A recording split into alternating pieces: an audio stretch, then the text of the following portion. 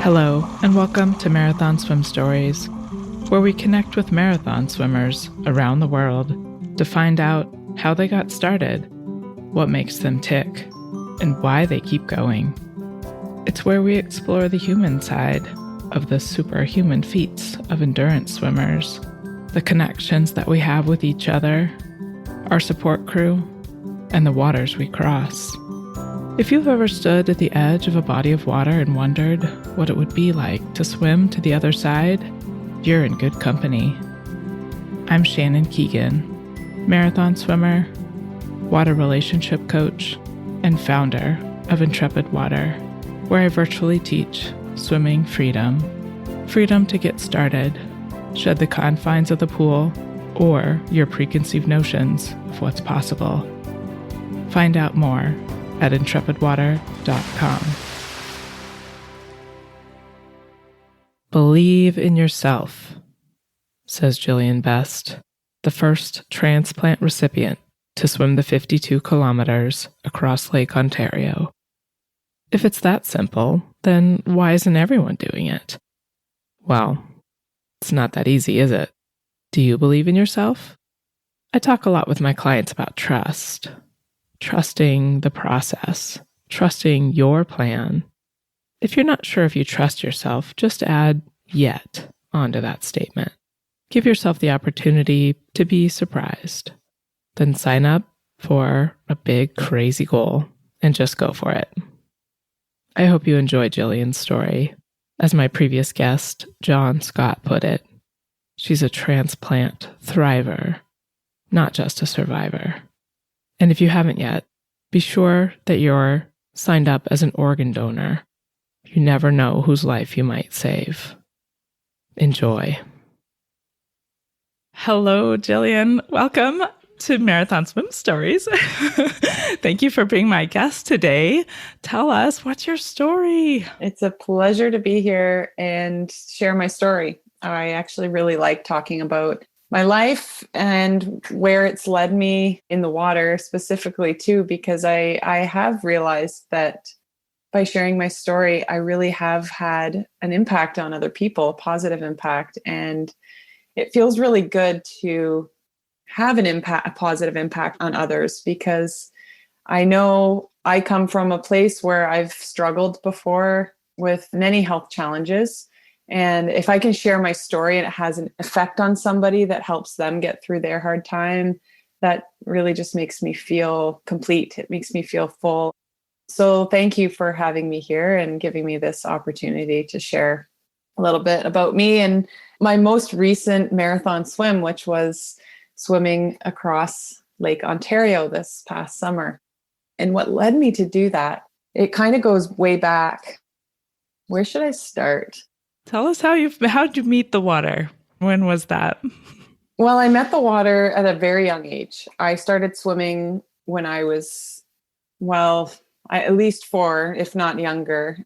Once I found the water, I was a water baby. I was always in my bathing suit and loved the water, loved the beach, swam on a team until I was about 15 years old. So I have I like to think, a fairly solid base of swimming. And it was at the time when I was 15 when I actually stopped swimming. And I think back, and I think the main reason I stopped swimming was because there was a lot of changes in my life at that time. And the biggest one was that my mom was really sick. And my mom was dying from liver failure. And she needed a liver transplant to survive. Wow. So that was a hard time. And I was 15 years old. So my social life became important and sports, not so much. But, in hindsight, I wish I had stuck with it, because I think that would have probably helped me through what was to come. So I stopped swimming. I kind of went down a spiral of sadness. And it was also at the time when my mom was sick that my family realized exactly what it was that was in our family, a hereditary disease. Fortunately, my mom received a life-saving transplant in 2004. And that was also when I was diagnosed with HHT, which is the hereditary disease that's in my family. Wow. Yes. So from there, it was a battle with my health. I began to feel sick when I was in my early 20s. All this time, I hadn't been swimming, by the way, and kind of moved away from sports in general, even though that was something I had done a lot of growing up. So I began feeling sick, and I won't put you through all those details, but I ended up having a really close call with death in my late 20s. So I was 29 when I received a life-saving liver transplant. And I like to tell this part of the story because part of what I like to do is advocate for organ donation. And this is what led me to where I am now and what I'm doing. And my mom actually required a second liver transplant at the same time that I had mine. Wow. So we had liver transplants 2 weeks apart. Oh my goodness, Jillian. Yeah, it was a really crazy time for me, for my family. I think mostly for my family because they witnessed what was happening and were helpless to do anything about it. But as you can imagine, this has had a crazy impact on me. And it was a turning point in my life where I realized that I wouldn't have been alive had it not been for my transplant. My mom wouldn't be here.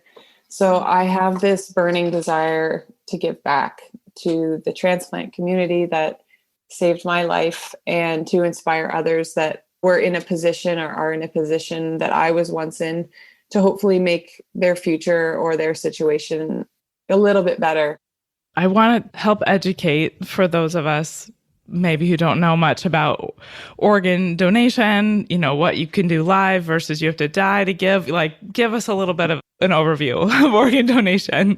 Yes, sure. And good call. It's so familiar to me. Sometimes I forget. Yeah, I had someone ask me recently, what is a transplant? And it caught me by surprise. But then I thought, no, like some people have probably never heard of this. So organ transplant is kind of a last resort usually for an illness. If you're having failure in some organ, oftentimes it can be fixed or not always cured, but it can be helped by replacing the organ with someone else's. In my case, I had a deceased donor, so somebody that had passed on who had registered to be an organ donor. You can also be a live donor as well. So for kidney and liver, you can donate a portion of your organ and it will be put to the recipient, and the liver will regrow in the recipient and also in the donor within a short period of time. It is really amazing. I received a deceased donor in 2016, a liver, and this really, without it, as I said, I would not be here. And I'm very fortunate to have received this liver because many people die while they're on the wait list for a transplant. In fact, I believe in Ontario, it's somebody dies every 3 days waiting for an organ transplant. So there's a shortage for organs. So this is why we push for people to register to be an organ donor. So it was miraculous that I received one and that my mom received one all within 2 weeks, and it saved our lives. And when you're waiting for an organ transplant, a lot of your muscles waste away. It's called muscle atrophy. And so during my illness and shortly after my transplant, I was like 80 to 90 pounds. I had no muscle. I had lost all my strength. I had to learn to walk and stand from a seated position again. So my rehabilitation was, it took a long time. It took a long time for me to gain my strength back. And one of the ways that I did that was I found the water again. I was recovering from my transplant in my hospital bed, and a volunteer came in to my room and he handed me a brochure, and it was the World Transplant Games. And I had never heard of the World Transplant Games. And what those are, it's like a sporting competition for people that have had transplants. And it takes place every 2 years in a different part of the world. And the next World Games after my transplant were going to be in Spain in 2017, the following year. So as I'm laying there in my bed, I'm like, I want to do that. I want to go and I want to swim. And I'm laying there and I'm like picturing myself standing on the podium, strong and healthy. And it was literally that moment that I decided that's the path that I want to go on. I want to get back into the water. I want to start feeling good again. And I took to the water as fast as I did when I was a kid. It was like I remembered everything. It just came back like riding a bike. And so 2 months after my transplant, I got a membership to the YMCA and I started going to the pool. And I started out going by myself, and I would just get in the water and I'd swim to the other side and look back and think, wow, I actually swam a length of the pool. And slowly but surely over the next few months, it started to feel a little bit easier. And then I joined a club, and this kind of brought me to another level of competing. And I kind of dabbled in triathlons for a while, but didn't really like the cycling. Running was okay.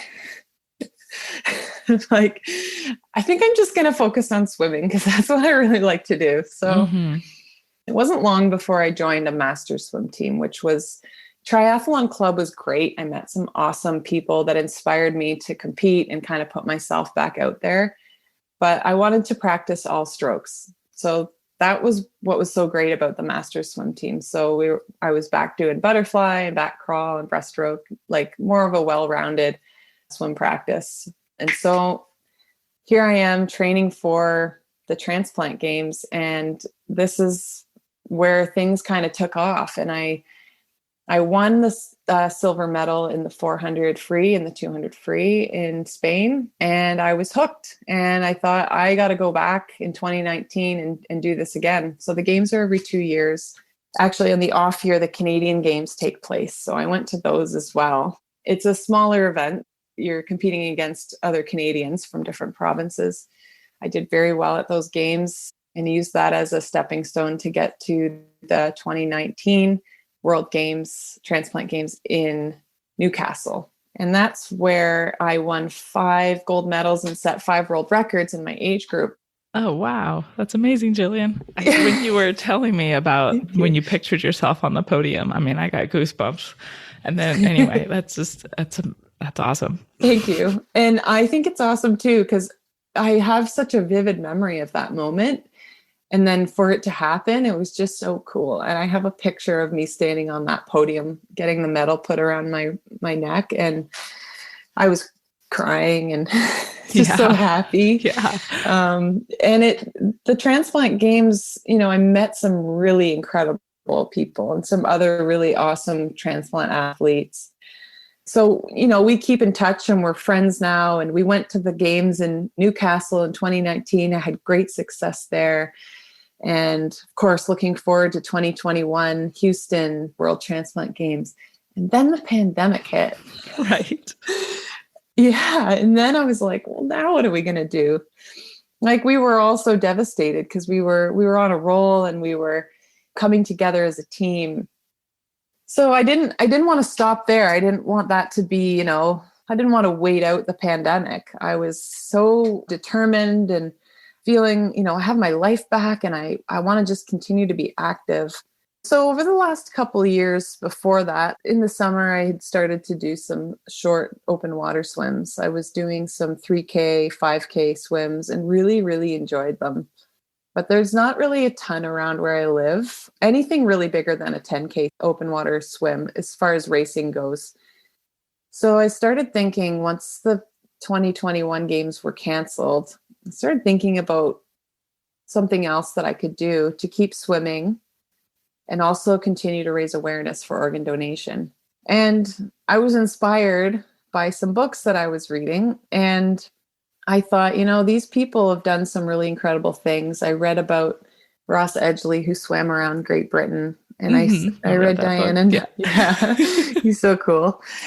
And I read Diane and Nyad's book, which I thought was, with all the controversy, whatever, I still found it really, really inspiring that somebody persevered over such a long period of time to do that swim from Cuba to Florida. So I thought, I said to my friend Gray, who I met at the transplant games, these books are making me want to swim across a lake. And that's when we started throwing around the idea of crossing Lake Ontario. And that's when the dream was born. So I began training. This was last year, you said, 2021. 2020 was when I decided to do it. late April into May. And then I trained all of that year and all of 2021 until August when I did the swim. How did you know what to do? How did you know how to train? Did you read more books or what? I didn't actually fully know what I was getting into, until I was kind of in the middle of it. And I was like, yeah, I really did bite off a big goal here. But I had such great support around me. And I had, a lot of people that really believed in me. And that really kept me going. And I emphasize that a lot. Like, I realize how powerful we are when we work together. And I think we are powerful alone, but I think some really amazing things can happen when you surround yourself with good people and those people believe in what you're doing and believe in your cause. And that's exactly what happened. So I started reading a lot. And because I had started my training in spring here in Canada, the lakes are still really cold. They don't warm up until June, sometimes even July. Sometimes August is the warmest the lakes ever get, and then they start to get cold again. So I did a lot of reading about cold water swimming and what it takes to adapt to that. So I spent a lot of time doing cold dips, and then I eventually brought myself to doing 20 minutes, 30 minutes, and then I was swimming for an hour in cold water, knowing that Lake Ontario would hopefully not be that cold when I crossed it, but I wanted to be so prepared. I wanted to be so prepared for anything, and not just prepared to swim in cold water, but I didn't want my training to be easy because I knew swimming the lake wasn't going to be easy. So I was ready for challenges. I was ready to swim in cold water. I was ready to swim in all these different conditions that the lake might have provided that day. I didn't know what the lake was going to do. So I wanted to be sure that I had trained in all of it so that I was prepared. And I learned about this from reading on forums, talking to other marathon swimmers, listening to podcasts of other swimmers that have done Lake Ontario and also just done other ocean swims and lake swims. I have to give John Scott a shout out here because he was my swim master for the crossing of Lake Ontario. And he was such an incredible help. He helped me prepare mentally for that swim. And that was probably more than half of the preparations needed to pull that off. Believing in myself and visualizing what it was going to look like, visualizing the success, visualizing myself overcoming the obstacles, and building my confidence. He really helped me with all of that. And so I'm forever grateful for John and what he's done to help me prepare for that swim. The swim. Yeah, tell us. Take us there. So did you have like a window or did you just have a day? And what kind of time were you estimating to set aside? Remind us how long it is. Yeah. So based on my trial swim, which they require 16-kilometer trial swim, I finished that in 5 hours and 9 minutes. And so John was there on my trial swim, and he said, yeah, I think you'll probably swim the lake somewhere between 17 hours and 19 hours. So we knew what kind of window we needed. Usually they give a 24-hour window. So my first choice was August 3rd to 4th. And I wanted to start at night because I wanted to finish in the daylight. Yeah. And if that window was no good, I think it was going to be the 4th to the 5th, if I can remember correctly. But magic happened, and we left at exactly, 11:01 p.m. on August the 3rd. And the conditions couldn't have been better. The water was 70 Fahrenheit. Wow. There was a little bit of chop and some waves at the beginning of the swim, breaking through that, the current that the Niagara River kind of provides, that kind of opens up into Lake Ontario. And it was dark. I swam in the dark for 7 hours beside a Zodiac boat until the sun started to come up. I actually really liked swimming in the dark. It was kind of, I don't know how to describe it. Had you trained in the dark at all? I did a little bit of night training. Looking back, not as much as maybe I should have. However, it worked out just fine. I think if it was really wavy at night, I would have regret not doing any night training in the waves. I found it tricky to find people to come with me in the dark. Yeah, right. Yeah. So there was minimal night swimming training, but enough to know what it felt like and enough to know that, you can't see anything in front of you. All I could see was the lights on the boat when I would turn to breathe. And the moon was behind the boat, so I didn't even really see that. And then the sun came up and I was able to have a pacer in the water with me. I had a really great mindset going into the swim. I felt like before I took my first stroke, I just stood there and I said to myself, just take this in, and whatever comes is going to come, and you're going to find a way to overcome it. And I kept that mindset throughout the whole swim. And as I said, I was fortunate. I didn't have too many obstacles along the way. I had a few, which I'll tell you about. So the sun came up and I had a pacer hop in the water with me. And the first one that joined me, her name was Vanessa. And Vanessa is like the biggest cheerleader. She matched my strokes so well. She always had a smile on her face. We would trade smiles while we would like turn to breathe at the same time. And the water during the day on the 4th of August was flat. And I wish I could show you a picture of it right now. It was like I was in a swimming pool.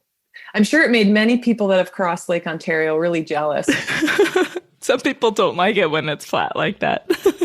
Yeah, and I've heard that too. But, when you're swimming for that long and that far, I was okay with the flat conditions. I took a feed every 40 minutes. My food went down really well. I probably won't do tomato soup ever again. Had you trained a lot with your feeds and things going? I did, actually. Okay. Most of what I ate on the swim, I had practiced with, but not the soup. And I don't know why I thought that, it'll be fine. It's just soup. Like, what could go so wrong? But I think because it was acidic. Yeah. Yeah, I would imagine. Yeah. And I think that contributed to the sore throat that I ended up having. Oh, wow. Yeah. Yeah. Towards the end of the swim, I couldn't talk. It was really strange. People were like, how are you feeling? I'm like, my throat hurts. Like the most unlikely thing. So here I am swimming along. And I don't want to say it was uneventful, because it definitely wasn't. It was really a beautiful day. I had 2 other pacers join me. We had very minimal issues with the boats. Somebody on the lead boat had to fix one of the Zodiacs. That happened without me really even knowing. And then we hit a current about 10 kilometers from shore. And this current was pushing me backwards. And I had been swimming about 15 hours at this point. So I was starting to get really tired. And also being far from shore, there was no real point of reference. I could see the CN Tower. I could see the skyline. Actually, all day I could see it. But I reached a point where I noticed that it wasn't getting any closer. And that was the only hint that I really had that it wasn't really moving. And my team was great. They didn't tell me that I was stuck. They didn't want to give me any idea that I wasn't going anywhere, because I think they didn't want to discourage me. And my swim master, John, who had been on so many swims, I think he had enough experience and knowledge to know that encouraging me to keep going was the best thing, and not to put any feelings of doubt in my mind that I might not make it, because there were talks about heading to a shorter exit that I didn't know about. They said, well, if she doesn't get through this current, we can finish the swim over here. And I'm so glad that my team believed in me and let me finish the swim the way I had intended. Yeah. So when you're in this, you kind of realize, you don't know about these talks going on, but you kind of realize you're not really getting any closer. What's going on in your mind? Well, I did pop my head up at one point and I said, I feel like I'm not moving. And they're like, yeah, you are. You're still moving forward. Keep going. But in my head, I'm thinking, okay, surely I've got to be close. At one point, somebody said, you've got 9K left. And I'm thinking to myself, okay, I've done 9K swims. I've done 10K swims. I can do this. I've got this in me. I've done it before. So I just put my head down and I kept going. And what I learned afterwards from my husband, who was on the swim, he was one of the Zodiac drivers. And this is kind of what put this whole thing in perspective for me was he said to me in that moment when you were kind of stuck, he said, this really felt like the time when we were waiting for you to have a liver transplant. Mm-hmm. You were stuck and you were struggling and you didn't really know how bad it was, but we were all just there watching you without really the ability to do anything to help. We just kind of sat there and cheered you on. And looking back, this parallel to my transplant and my swim is uncanny. It really shows the similarities of the struggle and the support that sometimes we need to get through something, and the things that we learn afterwards about persevering through a hard time. I was so grateful to have my team there. They were cheering me on. Eventually, I got through this current. I just really had to keep going. And when I would stop to take a feed, instead of treading water, I would turn on my back and kick so that I wasn't staying still. I literally couldn't stop dead in the water, or I was getting pushed behind the boat. Mm-hmm. So I finished the swim in 18 hours and 36 minutes. And there was a crowd of people at the wall. So this swim, it wasn't like a shore where you finish, you walk up onto the sand. You actually have to touch this wall. Mm-hmm. And a lot of my family and friends at the finish, they were like, that's not right. You should have. I can't believe you had to climb out a ladder after swimming all that long, all that far. It's hard to walk up a shore too. So yeah. And surprisingly, getting up the ladder wasn't really an issue. I had somebody there to just make sure I didn't fall off the ladder. But I was just completely overwhelmed with emotion, overwhelmed with where I had come from. At that time, it was just 5.5 years ago. I was on my deathbed. And here I was finishing a swim, a 51.5 kilometer swim across Lake Ontario. And I was the first transplant recipient to have ever done it. So wow. It was quite a feat. And it was the days after I've been pretty open with my journey and my swim and sharing it on social media, and the messages that I've received from not just transplant recipients from all around the world, but just people in general that have faced challenges. It really warmed my heart to hear what people had to say, that I've provided them hope and shown them what maybe they're capable of doing and what is possible. And that's sort of one of the things that I've been really happy to share with people is like having a dream, having a big dream and following it and not being afraid to follow your big dreams. Since then, it's definitely boosted my confidence, and it's got me thinking about so many other things that I want to accomplish, including other marathon swims. Is that right? You think you'll yes. Did you swim over the winter? Did you take a break? I didn't really take a break. No, I took about a week out of the water and then I got back in. It's so hard for me not to swim in the summer because we have such awesome places to swim where I live. There's this awesome outdoor 50-meter pool that I love to swim at. And I'm in a great spot. I'm in London, Ontario. And if you look at it on a map, there's Lake Erie, Lake Ontario, Lake Huron. They're all within, an hour and a half or so. Mm-hmm. Lake Erie's the closest to me. So I did a lot of my training there. And to be honest, I didn't swim a ton in the lakes through the winter.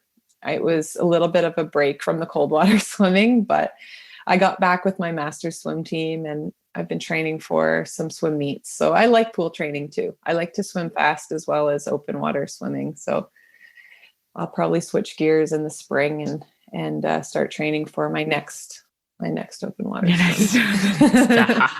next one. You don't have to tell us.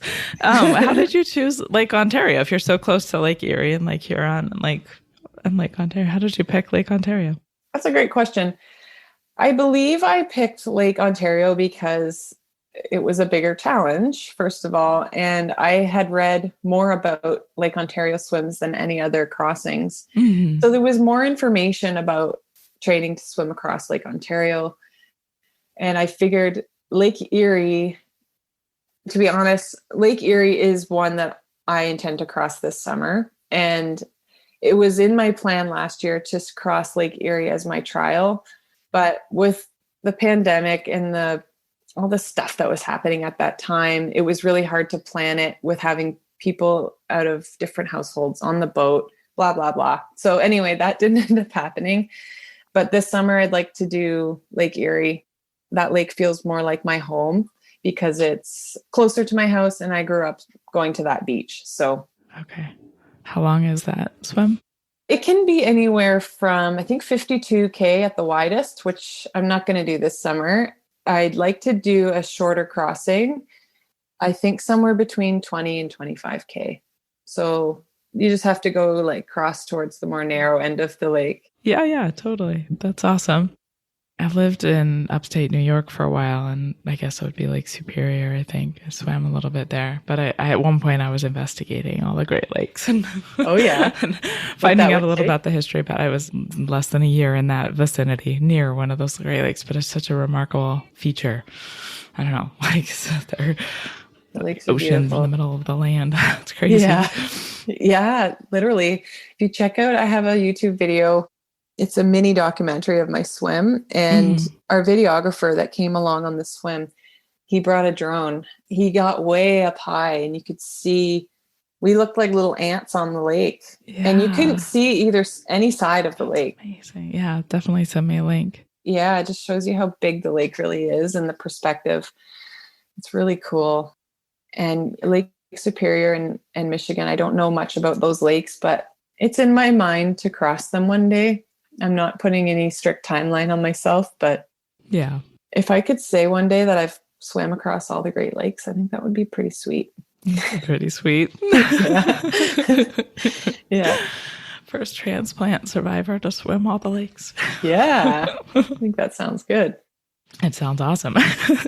Do you have any other, I guess, since the transplant, do you have to take like medication so you're not rejecting the transplant, all that kind of stuff? Do you have side effects or anything that like gets in the way of training or? Yeah. So I do take meds every day. I have to take immunosuppressants. These immunosuppressants, because my liver now is from another person, it's technically a foreign body. So if I didn't take these medications to suppress my immunity, my body would reject the organ and I would have liver failure. So it is important that I take these meds every day. I'm pretty fortunate. I don't think I have side effects from the meds. And I know I'm fortunate because I don't think that's the case for every transplant recipient.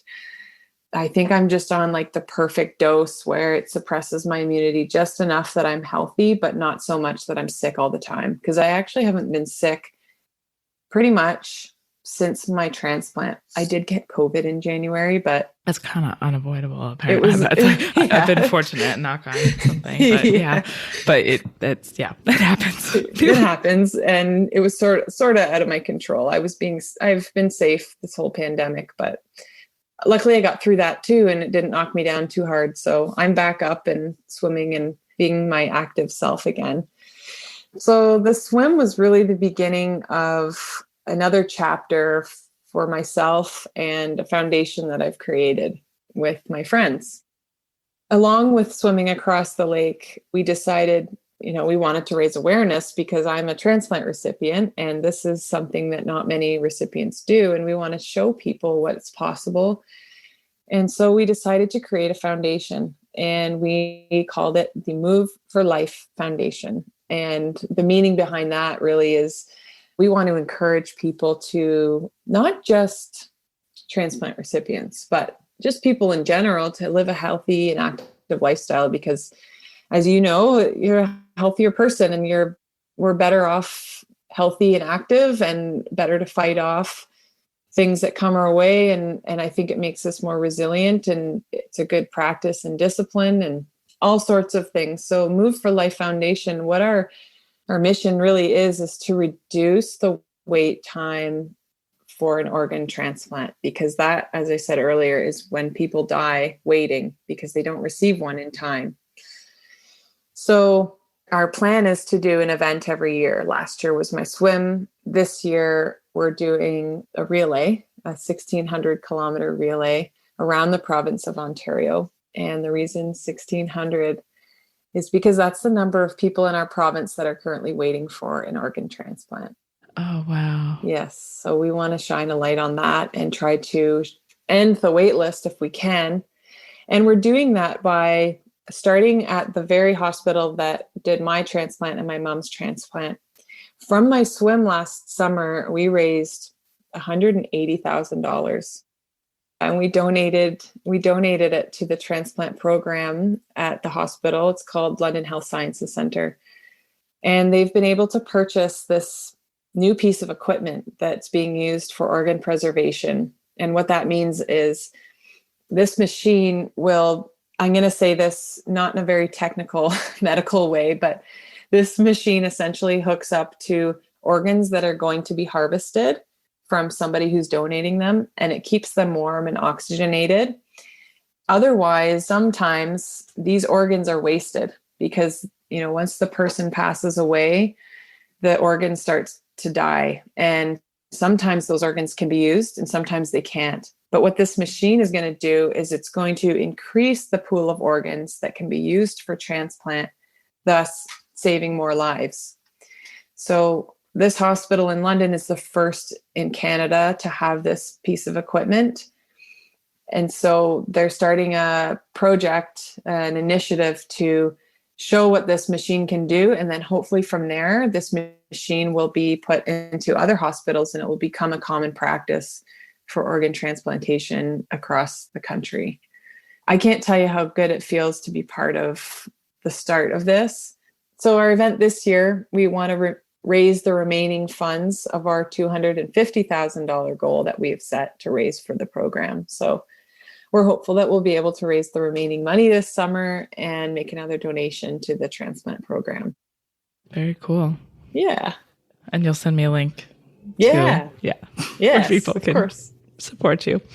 I'm curious, do donors have to be matched in any way for like liver? Yeah. And kidneys? Yeah. Okay. Yeah. And that's part of the challenge of the wait list. We all each have our blood types. For example, I'm an O blood type. My mom is AB negative. AB negative is, I believe, the most rare blood type. So when you receive an organ, your organ must be compatible by blood type. It also needs to be the right size. So like a huge man's liver wouldn't have worked for me.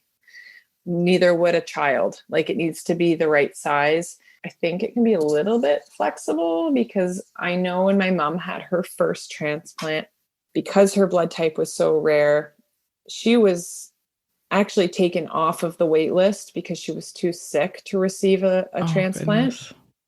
Yeah, this was awful. They actually told us she wasn't going to survive. And then it was like the next day, they said, "Oh, your mom is back on the treadmill and she seems to be doing fine." And she pulled through, and it was 3 weeks later, she was given a transplant that saved her life. Mind you, this liver that came available for her was too big, but it was her blood type. And they figured that by the time another organ came available that was her blood type, she would not have made it. Right. Wow. So that is why she ended up needing a second transplant, like 13 years later when I had mine too. Mm-hmm. There was complications from the liver just not being the right fit. So it definitely bought her time. And it's different for other organs. However, the blood type always needs to be matched. The size, I believe, always needs to be considered as well. But like I said, that's part of the challenge in the wait list because there's already so few organs, but then one comes available and it might not match anybody who's at the top of the list. So it's a pretty complex situation. Something else that we've been trying to push for, myself and other organ donation advocates, is to change our system to opt out. So right now, to register as an organ donor, you have to register. You have to take a step to say, hey, I want to donate my organs to either science research or for transplantation when I pass away. There are provinces and countries, I believe Spain, where you're automatically an organ donor unless you say otherwise. And so to me, I think this seems like a really smart, kind of a no-brainer. Like, why aren't we doing that? Because they've done many surveys where, for example, in Ontario, 90% of people support organ donation, but only 35% of the population are registered. So there's something missing there. People are either, I don't know, lazy to register or just not, they're like, oh, I'll do it later. But that's how things happen. You know, people pass away sometimes when they're young and by surprise. And if you're not registered as an organ donor, your organs might not save a life or 8 lives, as right. you know. Yeah, register to be an organ donor. absolutely. Absolutely. I like the idea of it being an opt-out versus the opting in. It makes sense to me. It does. But government is tricky, you know? Yeah, it really is. Yeah. Yes, exactly. How's your mom doing? My mom is doing really well. Her health is great. She loves to paddleboard. My mom did a lot of training with me in the summer. She was a really big help. Her and our other friend, his name is Jim.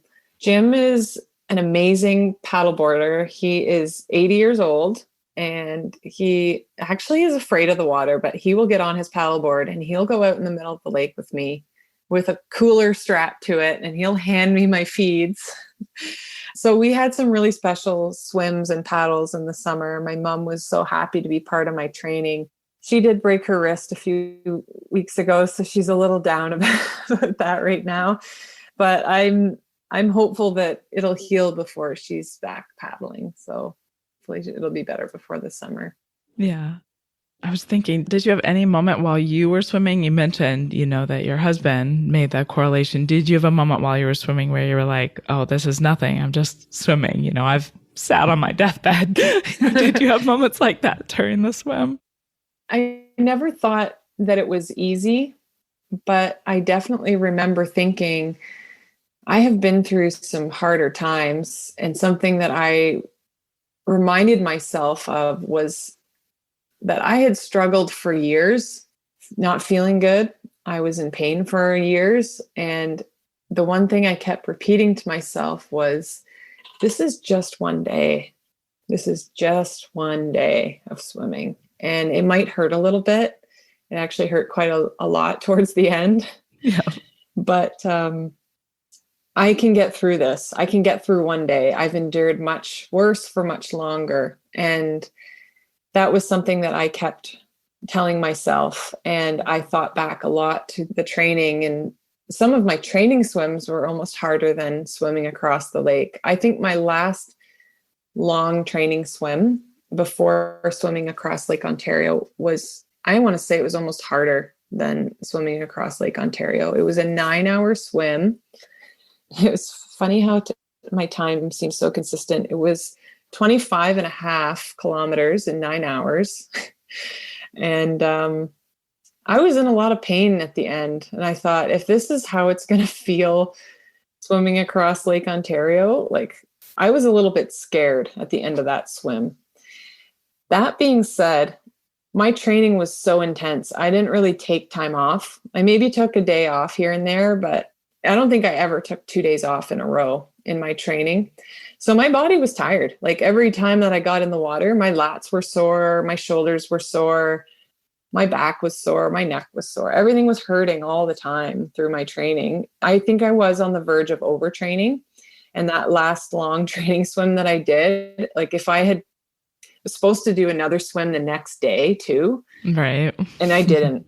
Yeah. I thought, I know my body well enough that I need to not swim for a few days. And so that's what I did. I actually took I think I took 4 or 5 days off after my long training swim, the last one. And then by the time I went in to start my swim, I was so rested and recovered. And I actually didn't start feeling fatigued or sore until 7 hours into that swim. And my training swims, I would be feeling it after 10 kilometers. Or 3 hours. So yeah, it was quite a crazy year of training, learning, lessons, all new. experiences, the cold swims, the long swims, swimming in waves, swimming when I didn't want to. It's tricky to find that balance to not get to the overtraining because you want to train tired, right? And you want to train.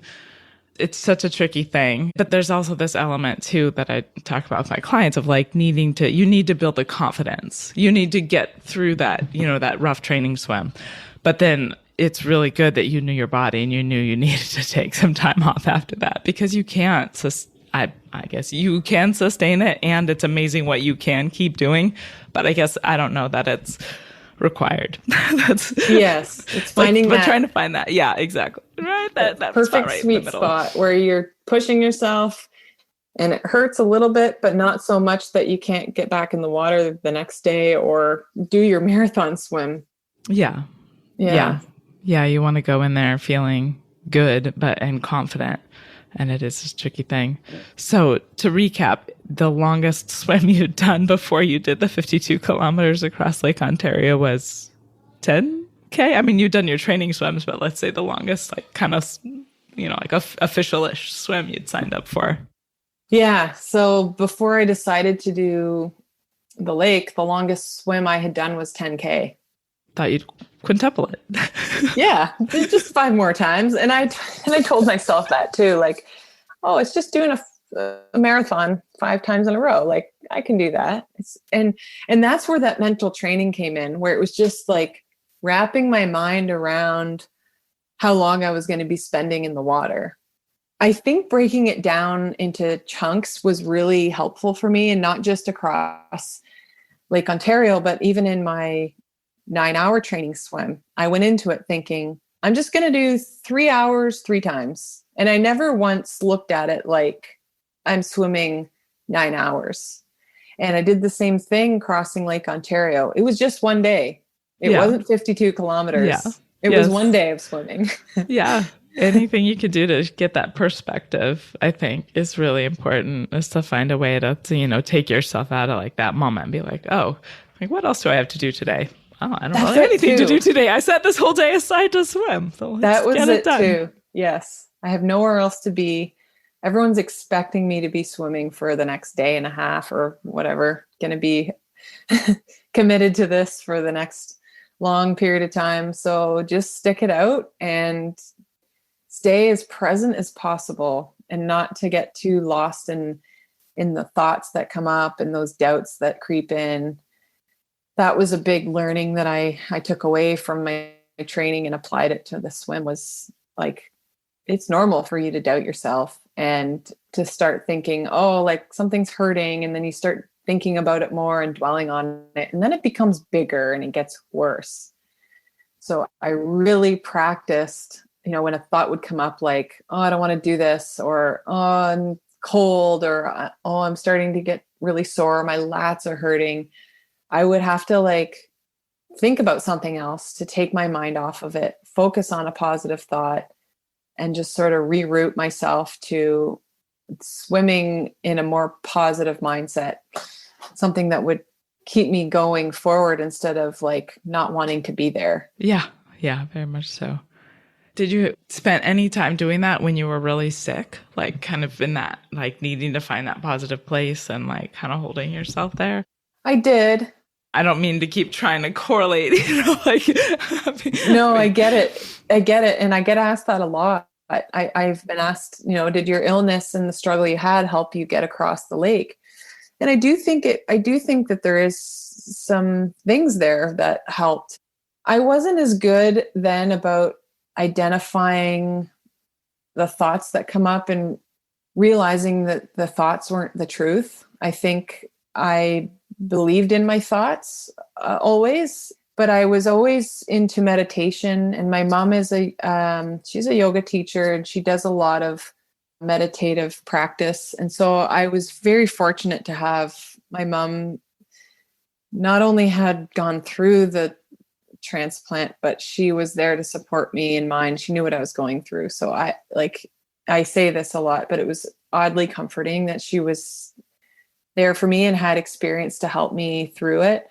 I did some meditation through my illness, and I read positive mantras, things that would just help keep my mind distracted from the pain I was feeling.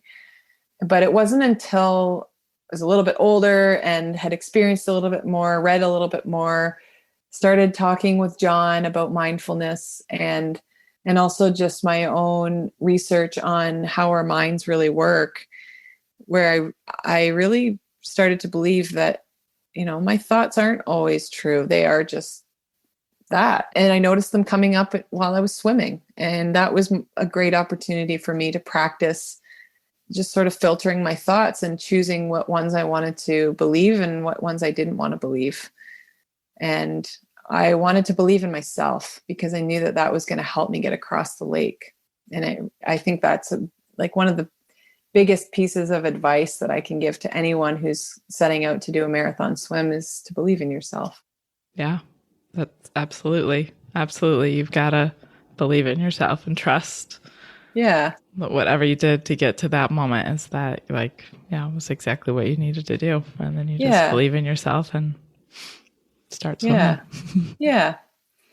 Yeah. And one of the ways I did that was all the little victories along the way through the training. I kept a journal. I wrote down all of my swims, the temperature, how long I was in the water, how it felt, whether it was good or bad, but I had that to look back on. And I often did look through it and say like, oh yeah, I did that 10K swim. And then I did another one the next day. I can do this. Like I have the strength and I have the power to do this.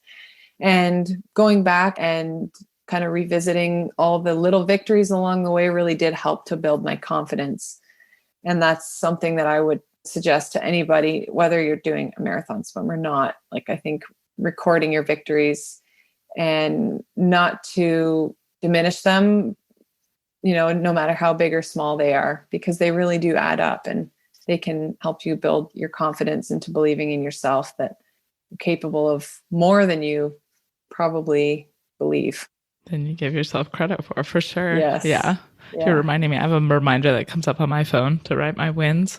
Oh, cool. There's too many times that I'm like, not right now. Not right now. Yeah.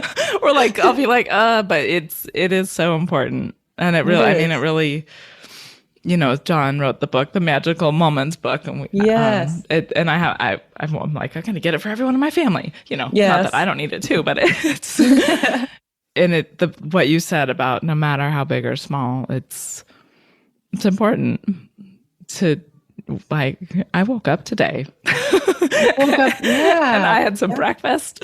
Yes. I woke up breathing. Yeah. Yeah. I remember laying in my bed in the hospital, and there was a cystic fibrosis patient next to me, and I could hear her struggling to breathe and telling the nurse that she was struggling to breathe. And that day I realized how grateful I was that I could breathe. And I was laying there feeling like crap myself, but that's when my eyes opened up to, it could be worse. It could be that, like, not to take that for granted because it comes so naturally to us, right? It's so automatic, but for some people it's not. And it's just something as simple as being able to breathe when you wake up. You can see, you can eat without, any digestive issues, whatever it is. Like, all those things are wins, and we should take note of that. Yeah. Like you said, it's nice to look back, to be able to look back and remind yourself when you're kind of at a low point, like, oh, wait a sec. That's right. I mean, because they won't all be, I was breathing. I woke up and I was breathing today. You'll have the days that it's like, I did 10K. Oh, and I did that the day before too. Yeah. I do. I'm a big believer in journaling, even though sometimes I feel like I don't know what to write, but it's like, just write something, and then you never know. Sometimes it starts flowing. You're like, oh, wow, I didn't know. Yeah, I didn't know I had that in there. Lovely. Thank you so much for sharing your story with us, Jillian. I really love it. It's been a pleasure. Yeah, thank you for having me on and listening to my story and what I had to say. I appreciate it. I hope you enjoyed Jillian's story. It's It's amazing to me what we humans can accomplish when we put our minds to it. What are you going to put your mind to this year? This month? This week? Why wait? Put your mind to something and don't stop until you achieve your goal. I say while I put my mind to so many things that I forget to do what's right in front of me. I completely forgot to welcome you to Season 3 of Marathon Swim Stories. I'm excited to continue the journey. It has taken me to places that I never thought to go. I get to take the inspiration with me on every swim and share the nuggets of wisdom with my clients. I'm so glad you're here. Time is precious, and I'm honored that you're choosing to spend your time listening to the awe-inspiring stories of endurance swimmers. If you have a story to share, don't hesitate to reach out, shannon@intrepidwater.com. And if you're inspired, please share this episode with someone you know. And don't forget to register as an organ donor. Thank you for listening.